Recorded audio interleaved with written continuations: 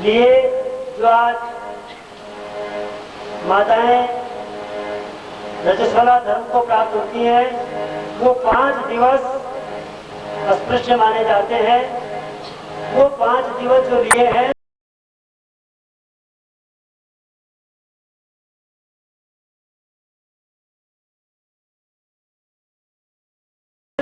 वो इंद्र की ब्रह्म हत्या का श्राप माताओं ने अपने सिर पे लिया।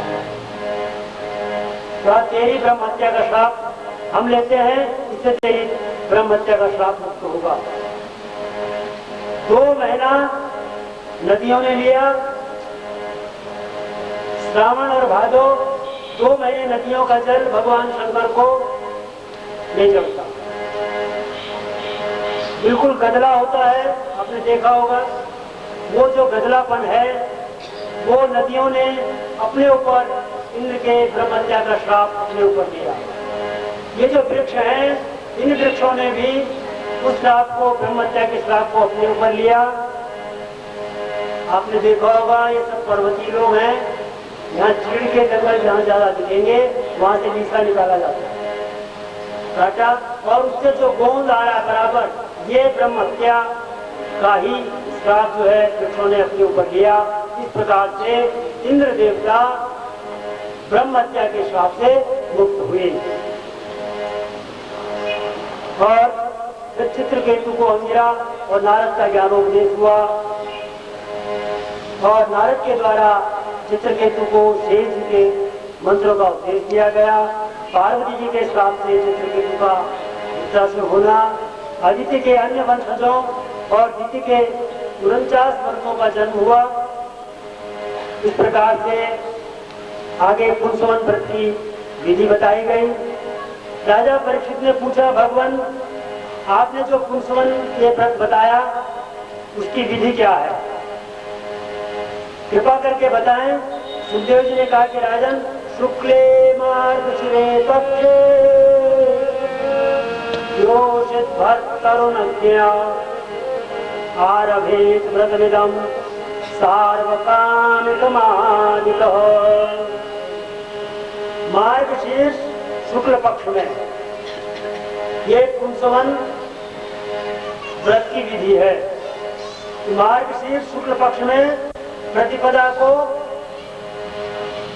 स्त्री अपने पति से आज्ञा लेकर के इस व्रत को आरंभ करे और भली प्रकार से स्नान आदि से शुद्ध होकर के सुंदर वस्त्राभूषण धारण करके नित्य प्रातः काल बिना कुछ खाए पिए नियम से लक्ष्मी नारायण का अर्घ्य पाद्य आदि से सहित 1650 पूजन करे। 1650 पूजन 16 प्रकार से पूजन होता है। पंचोपचार भी होता है, 5 प्रकार से ही भगवान का पूजन करते हैं, 16 प्रकार से। तो हमारे ब्राह्मण जो है प्रातः काल अंदर जो पूजन कराते हैं वो कितने उपचार हैं? 16 ही मंत्र हैं पुरुष सूक्त के। उन पुरुष सूक्त के 16 मंत्रों के द्वारा भगवान नारायण का पूजन किया जाता है, अर्चन किया जाता है। और उन लक्ष्मी नारायण का प्रेम से स्तवन करे और अपने अभिष्ट का चिंतन करे। ये पुत्र की प्राप्ति के लिए होता है विशेष रूप से। जिनको पुत्र की कामना हो वो पुंसवन व्रत करें और फिर अपने इसका चिंतन करें, संकल्प का, और उनके द्वारा जो मंत्र मिला है भगवान का, ओम नमो भगवते वासुदेवाय, ये 12 मंत्र है। इस मंत्र का यथाशक्ति जप करे। फिर जो नैवेद्य है प्रतिदिन उस शेष नैवेद्य से अग्नि में उसी मंत्र से 12 आहुतियां दे। फिर स्तोत्र द्वारा लक्ष्मी नारायण का प्रेम से स्तवन करें और उनको बारंबार प्रणाम करें और उसके बाद अपने पति का पूजन करें। भगवान नारायण के पूजन के बाद अपने पति का भी पूजन करें। प्रतिदिन एक सौभाग्यवती स्त्री को उसके पति के साथ पूजन पूर्वक भोजन कराओ। ये पुंसवन व्रत के विधि है। और यदि कहने लगे पत्नी अस्पृश्य हो, 5 दिन अस्पृश्य होगी, अथवा अशक्त हो, कोई रोग के कारण कोई दुर्बलता हो, तो कहने के उस स्थिति में उसका पति इन नियमों का पालन करे। तो तात्पर्य यह है कि पति का सहयोग अत्यंत अपेक्षणीय है।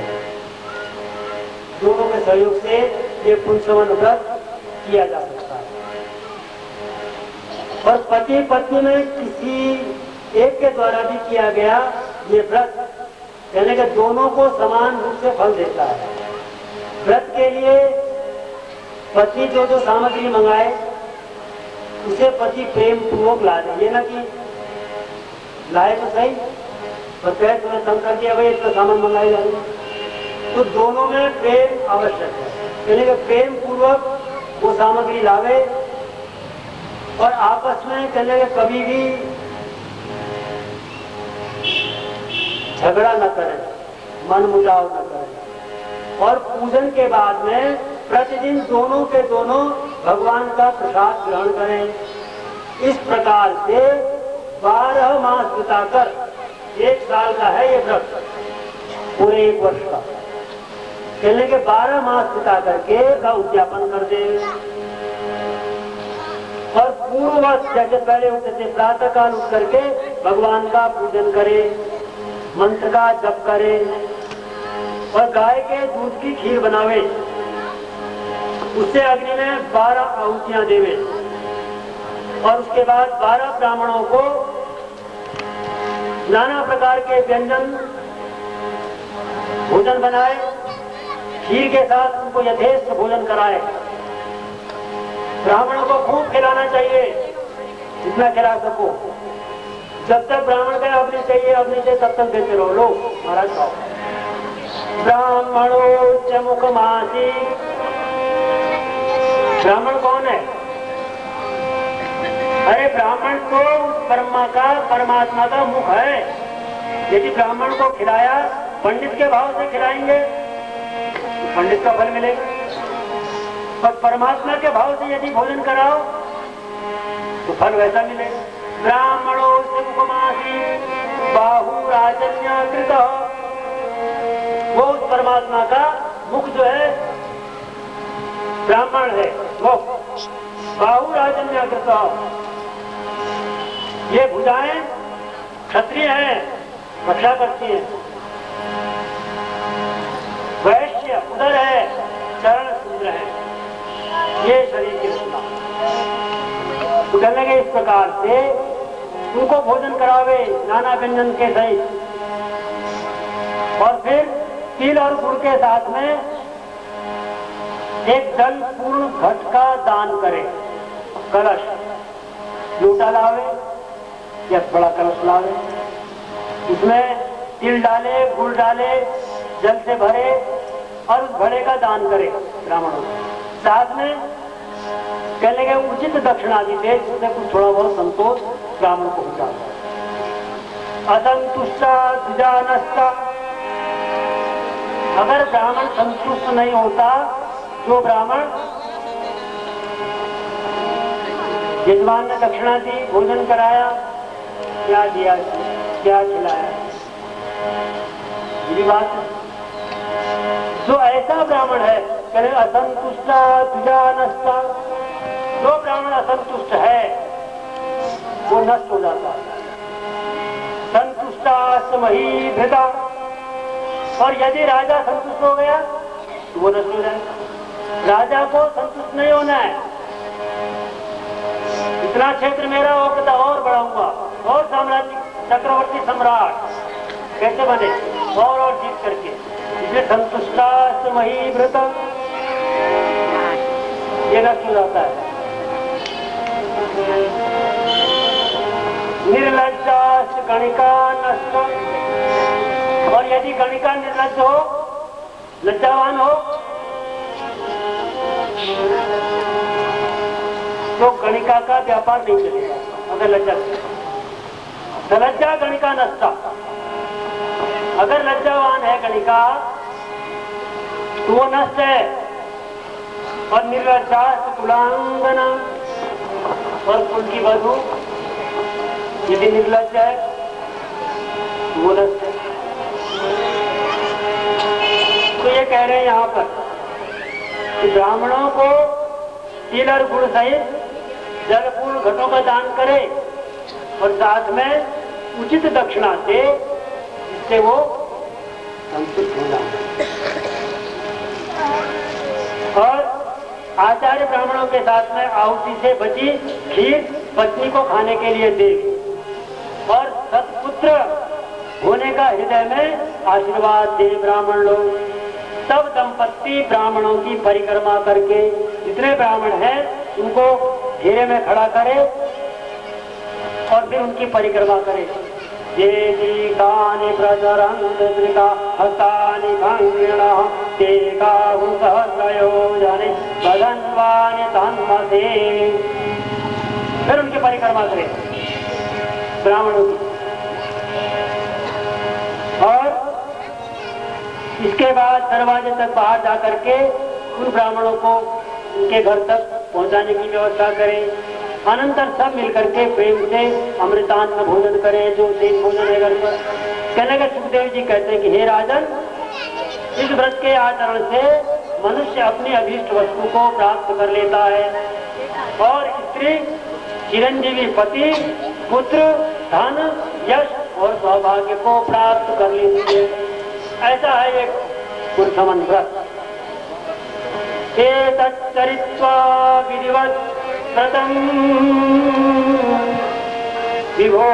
विभोरवीक्षितार्थं लभते पुमानिव क्रीकेतदास्थाय लभे सौवदम् श्रियं प्रजां जीवपतिं यशो गृहम्।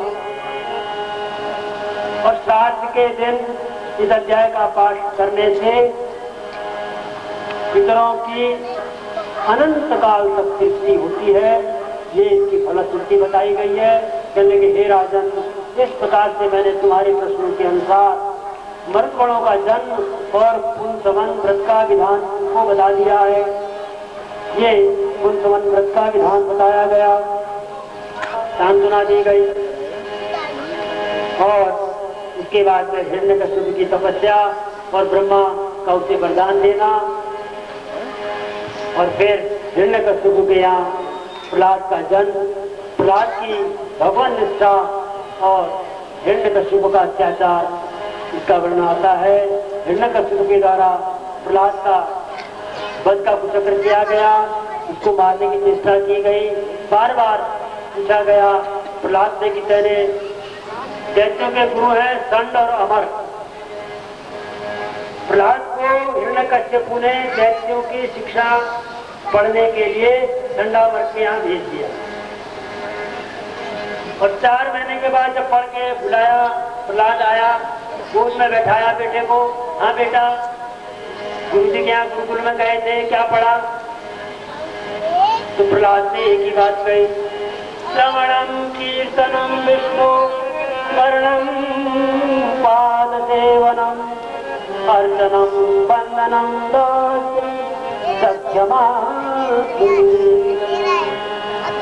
पिताजी मैंने तो यही पढ़ा। हिरण्यकश्यप को क्रोध आया, दंडावर को बुलाया, कहला तुमने मेरे बालक को क्या शिक्षा दी? हमने कहा दैत्यों की शिक्षा पढ़ाओ, तुमने तो वैष्णवी शिक्षा दे दी है, वैष्णवी विद्या का उसको अध्ययन करा रहे हो। दंडावर ने हाथ जोड़ करके खड़े हुए, कहने महाराज ये हमने नहीं पढ़ाए। हिरण्यकश्यप ने किसने पढ़ाया? कि नमः प्रणीतम, न हमारे साथ नहीं पढ़ाया, नमः प्रणीतम न पर प्रणीतम, न हमने पढ़ाया न किसी विद्यार्थी ने साथ में पढ़ाया। फिर स्वाभाविको मतिरस राजन, हे राजन ये तो स्वभाव की बुद्धि है, इसकी स्वभाव से इसके ये इसका भजन कर रहा है। इस प्रकार से हिरण्यकश्यप ने प्रहलाद को फिर मारने का उपाय किया। प्रहलाद को यातनाएं दी गई, और प्रहलाद को खम्भ से बांधा गया और खम्भ में बांध करके तलवार लेकर के मारने के लिए दौड़ा हिरण्यकश्यप ने मारने की चेष्टा की और प्रहलाद से पूछा कि तेरा भगवान सर्वत्र है, तुम कहते सर्वत्र है, अगर वो सर्वत्र है तो इस खम्भ में मुझे क्यों नहीं दिख रहा है? ये हिरण्यकश्यप ने कहा। प्रहलाद ने कहा कि मुझे तो इस खम्भ में भी इसका दर्शन हो रहा है, मुझे दिख रहा है। जैसे ही हिरण्यकश्यप मारने के लिए उद्यत हुआ, खम्भ फाड़ करके भगवान सूर्यदेव का अवतार हुआ। बोले नृसिंह भगवान की जय, बोले भक्त प्रहलाद की जय। नृसिंह भगवान का अवतार हुआ। नृसिंह भगवान ने हिरण्यकश्यप को पकड़ा। जब तक इसे वरदान था, न भीतर मरू न बाहर मरू, न ऊपर न नीचे, इस प्रकार से अपनी जंघाओं में बिठाया, देवी के मध्य में बैठा करके अपने नाखूनों से उसको फाड़ दिया और इस प्रकार से नृसिंह अवतार हुआ। बोले नृसिंह भगवान की जय। और भक्त की रक्षा करे। और उसके पश्चात में वर्ण धर्म और स्त्री धर्म का वर्णन किया। सुखदेव जी ने राजा परीक्षित को बताया कि भगवान श्रोतमिच्छाम्यणां धर्मं सनातनं वर्णाश्रमाचारितं यत् पुमान् विन्दते परम्। ये वर्ण और स्त्री धर्म का वर्णन करो। और ब्रह्मचारी और वानप्रस्थ के धर्म का वर्णन किया गया कि वानप्रस्थ कैसे लेंगे, ब्रह्मचारी कैसे बनेंगे और संन्यास का क्या धर्म है। ये सारे संन्यास का धर्म, संन्यास की विधि वर्णन प्रसंग में एक अवधूत के इतिहास से इनको बताया गया। और उसके पश्चात में आश्रम धर्मों में गृहस्थ धर्म की महत्ता बताई गई कि गृहस्थ धर्म सबसे उत्तम धर्म है। गृहस्थ धर्म से मोक्ष की प्राप्ति और नारद जी का पूर्व वृत्तांत ये यहाँ पर सुनाया गया। दो देवे पितृकार्ये तीने भूदये सुसृजो द्रुपी श्राद्धे कुर्यान् अभिस्तरम्। इस प्रकार से गृहस्थ धर्म का वर्णन किया। गृहस्थ का क्या धर्म है? धर्मस्ते मेधियो वर्णित गृहस्थो येन परवी मंडसन्यासी इस प्रकार से ये वर्णन करके सुखदेव जी ने परीक्षित को बताया। और समय का अतिरेक हुआ। 5:20 हो गए। मैंने मांगा तो 1 घंटा था आपसे, 5 मिनट और ज्यादा ले लिए। फिर भी मैं समझता हूँ कि आनंद है। ये जितनी देर हमने कीर्तन किया, भजन किया, श्रवण किया, यही घड़ी धन्य है। धन्य घड़ी सोई जब सत्संगा, धन्य घड़ी जब सत्संगा, धन्य घड़ी सोई जब सत्संगा, धन्य घड़ी सोई जब सत्संगा। ये घड़ी धन्य है। इसलिए हमने जितनी देर ये भजन किया, ये समय ये लिखा गया हमारा, बन नहीं जाएगा। धन्य घड़ी सोई जब सत्संगा, धन्य घड़ी सोई जब सत्संगा, धन्य जन्म बीज। ये ब्राह्मण का जन्म धन्य है जो पा करके कीर्तन करे, गुणगान करे भगवान। ये जो घड़ी है, जो समय हमने बिताया, आज हम सबको यहाँ भगवत कथा श्रवण करा रहा है। भगवत कथा में हमको रसमग्न निमग्न कर रहा है। हम लोग यहाँ झूम रहे हैं, आनंदित हो रहे हैं। ये पुण्यात्मा की कृपा है।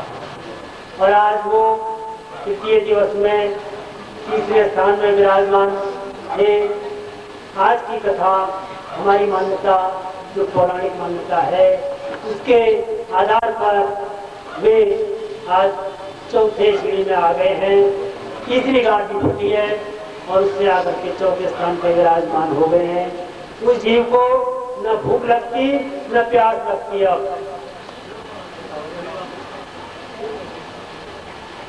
सुखदेव जी ने महाराज परीक्षित से कहा था, 4 दिन की कथा हुई, चौथे दिन सुखदेव जी ने राजा परीक्षित से कहा कि राजन, तुम्हें कथा श्रवण करते हुए 3 दिन बीत गए, चौथा दिन प्रारंभ हो गया। कुछ खा लो, कुछ भूख लगी होगी, कुछ प्यास लगी होगी। तो राजा परीक्षित ने उत्तर दिया कि नैसा दुस्सह क्षुण्मा, ये जो दुस्सह भूख और प्यास है ये मेरे को कोई कष्ट नहीं दे रही है। त्यक्तो दमपि बाधते, जिसको छोड़ना बड़ा कठिन है। कहले क्यों कि पिबंतम त्वन्मुखाम भोजम, अरे आपके मुख से ये जो कथामृत निकल रहा है इसका पान करते करते मेरी सांसारिक भूख और प्यास निवृत्त हो गई। तो हमारी भूख प्यास निवृत्त हो या न हो, लेकिन उस जीव की भूख और प्यास सारी निवृत्त हो चुकी है। वो दत्त चित्त होकर के सिर्फ भगवान का गुणगान का श्रवण कर रहा है और इसी का फलश्रुति है कि आज वो तीसरे स्थान से और ऊर्ध्वगति को उनकी गति हो रही है। अधोगति से ऊपर की ओर आज चौथे स्थान में वो आकर के विराजमान हो गए हैं। हमारी भगवान के चरणों में प्रार्थना है उस जीव को शैशवानंद प्राप्त हो और हमारे दंपति परिवार सती परिवार को है शांति प्रेम इसकी वृद्धि हो इनके जीवन में, यही कामना है। भगवत चरणों में प्रीति बनी रहे और हमारे सभी श्रोताओं को विलम्ब तो हुआ लेकिन धन्य घड़ी सोई जब सत्संग, ये घड़ी धन्य है। जितनी देर हमने भजन किया ये अपना अब एक घड़ी लगाएंगे, उसके पश्चात आरती करेंगे। पहले बाल कृष्ण की आरती होगी, फिर दूसरी आरती हम करते हैं, फिर बैठे बैठे चरणामृत लें, प्रसाद ग्रहण करके भगवान नाम स्मरण करते हुए अपने निवास तक जाएं, ये मेरी प्रार्थना है। गोविंद माधव हरि हरि गोविंद माधव हरि हरि गोविंद माधव हरि हरि केशव माधव हरि हरि केशव माधव हरि हरि गोविंद माधव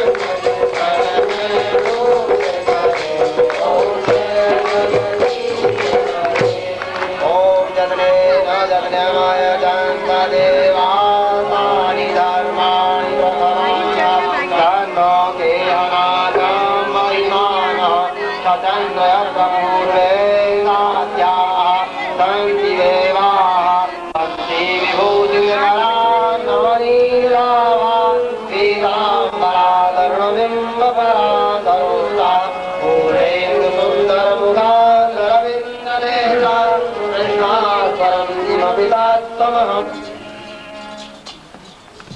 नमन करते हुए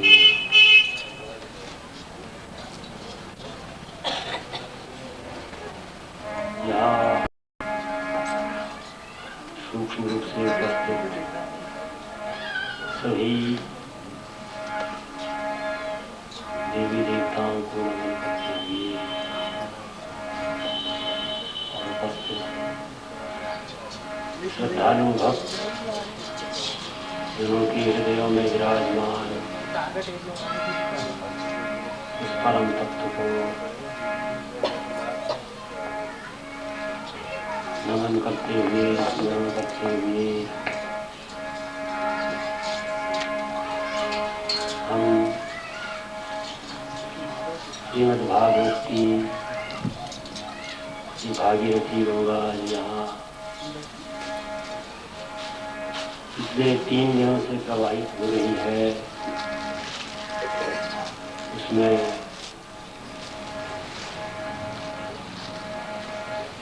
स्नान करेंगे, गोता लगाएंगे और अपने पाप, ताप और संताप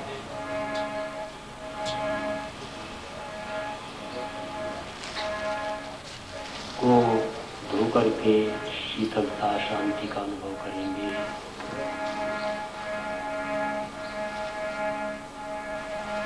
आज चतुर्दश का प्रसंग है। चतुर्थे हरिजन्मनी इस गंगा की धारा प्रवाह में चौथे दिवस भक्त लोग भगवान का प्राकट्य का उत्सव मनाते हैं और आज उसी संदर्भ में हम लोग भी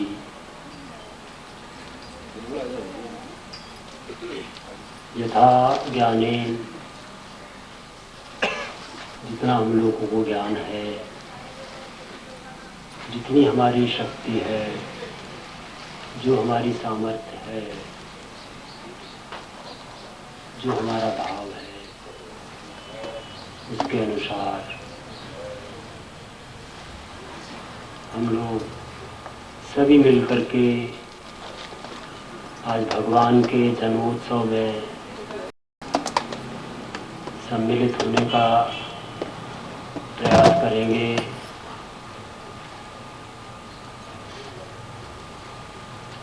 ये भागीरथी गंगा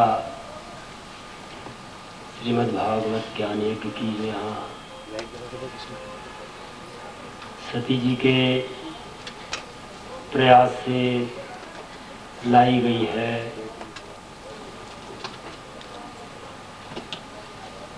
एक गंगा पृथ्वी पर भागीरथ के द्वारा लाई गई और वो संसार के जीवों का ताप पाप सब हरण कर रही है। और आज ये श्रीमद् भागवत की ज्ञान गंगा ये सती दंपति जी की प्रयास से सुलभ हुआ हम सबको कि हम सब मिल बैठ करके उस परमात्मा की चर्चा करें, गुणगान गाएं और अपने इस जीवन को सार्थक करने की चेष्टा करें।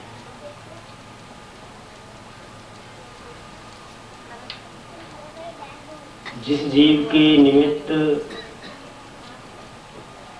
ये आयोजन हुआ,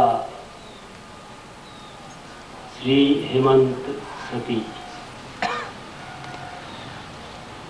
उनका आज हमारे समक्ष में पार्थिव शरीर तो नहीं है, सूक्ष्म रूप से वो यहाँ करके उनको बुलाया गया। व्यासपीठ के दाईं ओर 7 गांठ का जो हरा बांस है, उसमें आज चौथे द्वार पर वो विराजमान हैं और उत्सुक हैं कि कुछ हरि चर्चा उनके कानों में पड़े। उनके माध्यम से इतने लोग जुटे, वो कितने पुण्यात्मा रहा होगा व्यक्ति कि जन्म जन्मों का पुण्य हम सबको दे करके चले गया और जाने के बाद भी आज इस भागीरथी ज्ञान गंगा में सबको नहलाने का उपाय कर गए।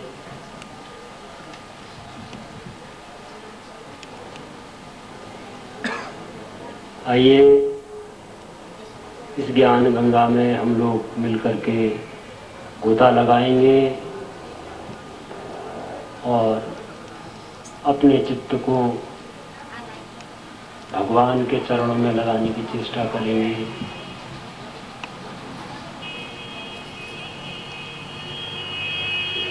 आज की कथा अष्टम स्कंद से प्रारंभ होगी और कल हम लोगों ने श्रवण किया था गृहस्थ धर्म से मोक्ष की प्राप्ति और नारद जी का पूर्व जन्म का वृत्तांत। आज अष्टम स्कंद से कथा प्रारंभ होगी और भगवान के कृष्ण जन्म के आख्यान तक की कथा चलेगी।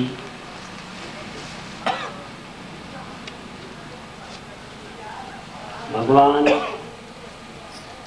का जब जन्म होगा, प्राकट्य होगा, क्योंकि परमात्मा का न जन्म होता है न मृत्यु होती है, उनका प्राकट्य होता है, प्रकट होते हैं।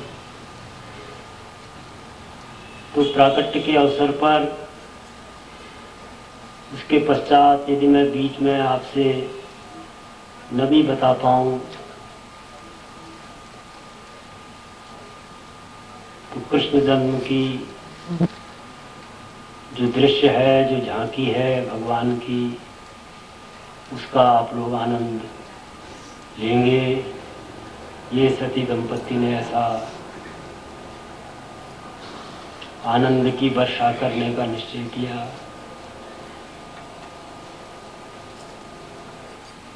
उनकी ही श्रद्धा ये बरस रही है हम लोगों के ऊपर।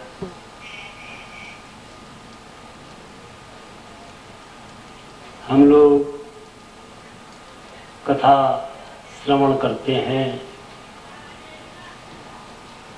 ये जो कथा श्रवण है,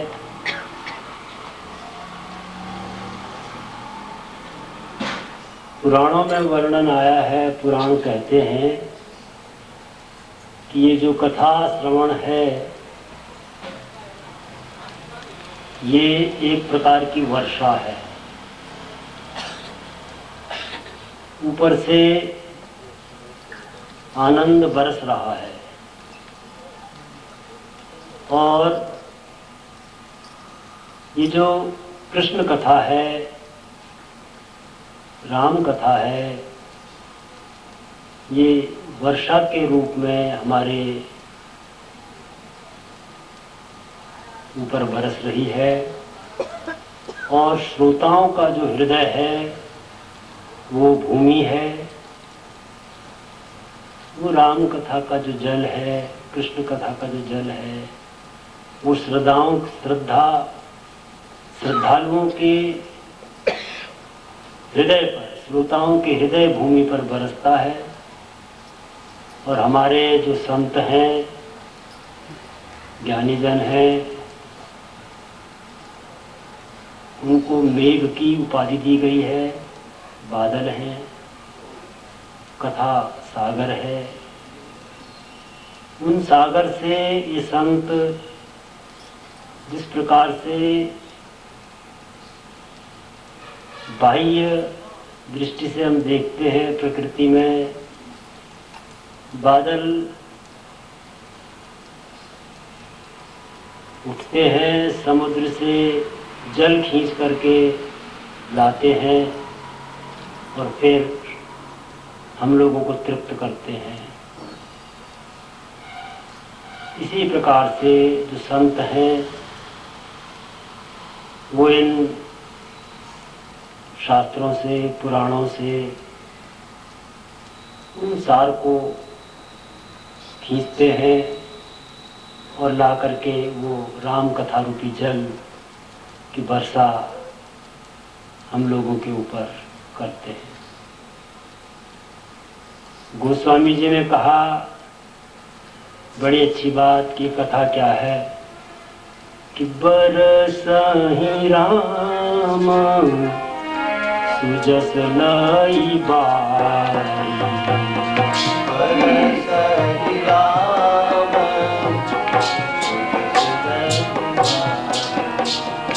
बरसहि राम सुजस लाई बारी,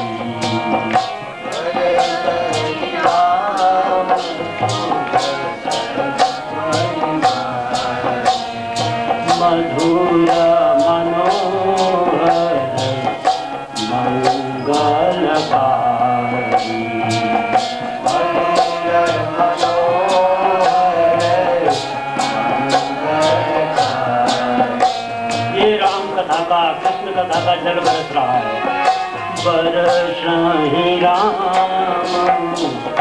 सुजस लाई बारी,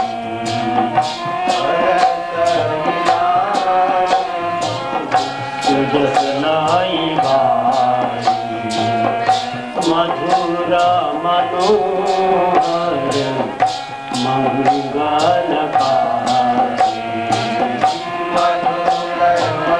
मधुर है, मंगलकारी है, मनोहर है, मन को भी अच्छे लगने वाली है। मधुर मनोहर मंगलकारी। ये कृष्ण कथा, ये कथा का फल। और चलने में जब वर्षा बरसती है आकाश से, तो पुराण शास्त्र संत हमारे बता रहे हैं कि जब वर्षा बरसे तो वर्षा के बाद एक बड़े महत्व का सूत्र है हमारे आपके जीवन में, शिक्षा के लिए। वर्षा के बाद क्या होगा कि जल पृथ्वी पर गिरेगा। पहले राम कथा, कृष्ण कथा जो हम श्रवण कर रहे हैं, भगवत कथा, इसको सुनने के बाद तुरंत अपने जीवन में, आचरण में लाने के लिए न लग जाए। अभी हमने श्रवण किया और एकदम से आचरण में लाने की चेष्टा न करें। तो किसी ने कहा महाराज कथा तो इसीलिए श्रवण की जाती है कि आचरण में लाई जाओ, जीवन में उतारी जाओ। उतारनी चाहिए जीवन में कथा श्रवण के बाद, लेकिन उसका एक क्रम है, उस क्रम से जीवन में उतारें।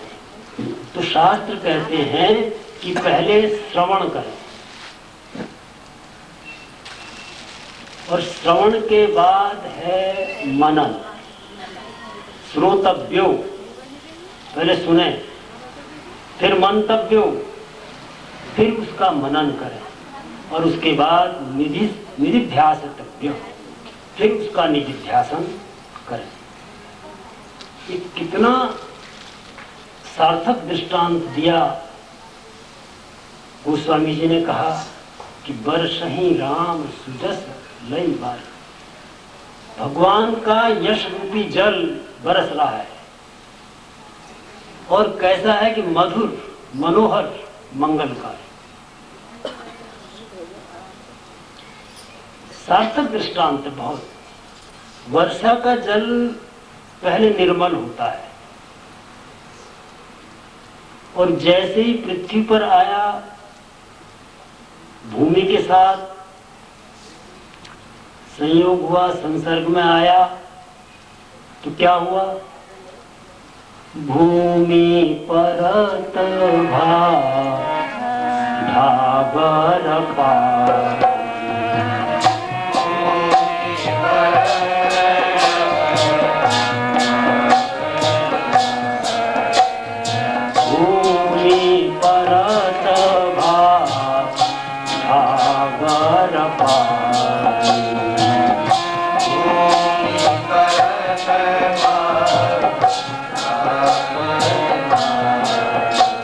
जल गिरा भूमि पर और गिरते ही भावर पानी मैला हो गया। ऐसे ही राम कथा, कृष्ण कथा, भगवत कथा का जल हमारे ऊपर गिर तो रहा है, श्रवण कर रहे हैं, लेकिन हमारी बुद्धि में भी वही धूल,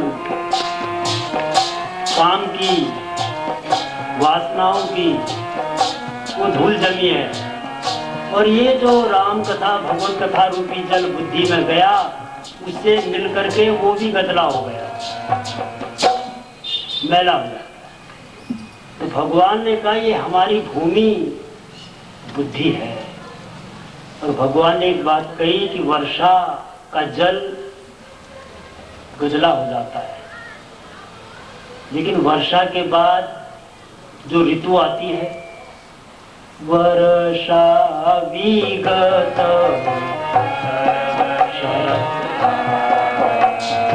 वर्षा विगत शरद ऋतु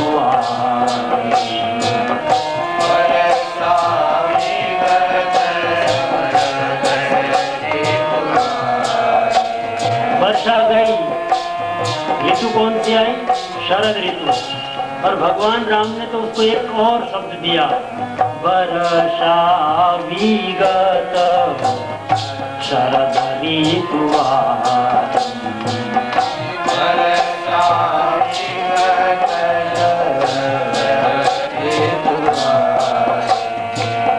शरद ऋतु को भगवान राम ने एक और नाम दिया, निर्मल ऋतु। जल गिरा, वर्षा गई, वर्षा के बाद क्या हुआ? जितने तालाबों में, सरोवरों में जल था, गदला हो गया था, आस्ते आस्ते मैला नीचे बैठने लगा और जल स्वच्छ होता गया, शरद ऋतु। इसलिए शरद ऋतु को भगवान ने एक नाम और दिया कि निर्मल ऋतु। वो निर्मल जल स्वच्छ हुआ।